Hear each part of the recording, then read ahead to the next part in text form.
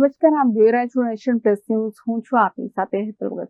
કેન્દ્રીય નાણામંત્રી નિર્મલા સીતારમણ દ્વારા બજેટ રજૂ થયા બાદ સમગ્ર દેશમાં તેની ચર્ચાઓ ચાલી રહી છે. ત્યારે આજે છોટાઉદેપુર જિલ્લા ભાજપ પ્રમુખ ઉમેશ રાઠવાએ બજેટને લઈને પોતાની પ્રતિક્રિયા આપી હતી.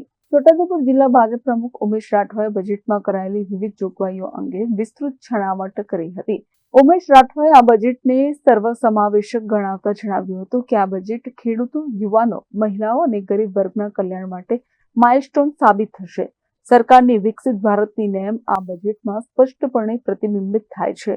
આ બજેટ દેશના અર્થતંત્ર નવી ઊંચાઈ લઈ જશે અને સામાન્ય જનતાના જીવન ધોરણમાં સુધારો લાવવામાં પાયાની ભૂમિકા ભજવશે.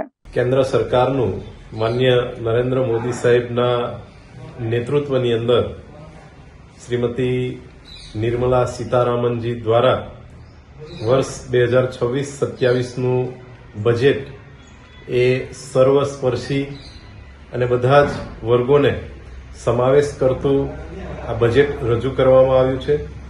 બજેટની જોગવાઈ 53.5 લાખ કરોડ રૂપિયા જેટલી માતબર રકમનું બજેટ બનાવવામાં આવ્યું છે.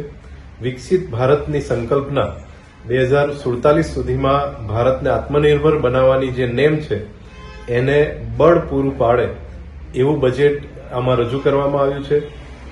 ઔદ્યોગિક ક્ષેત્રે નારી શક્તિને પ્રોત્સાહન મળે, યુવાનોને પ્રોત્સાહન મળે અને ખેડૂત વર્ગ, પશુપાલન આ સૌને સ્પર્શે એ પ્રકારનું બજેટ રજૂ કરવામાં આવ્યું છે.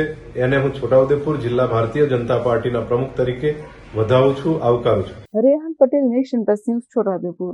સમાચારોનો સતત અપડેટ મેળવવા માટે અમારી નેશન પ્લસ ન્યૂઝની યુટ્યુબ ચેનલને સબસ્ક્રાઇબ કરો, બેલ આઇકન દબાવો અને જોડાયેલા રહો ફેસબુક, ઇન્સ્ટાગ્રામ અને ટ્વિટર પર.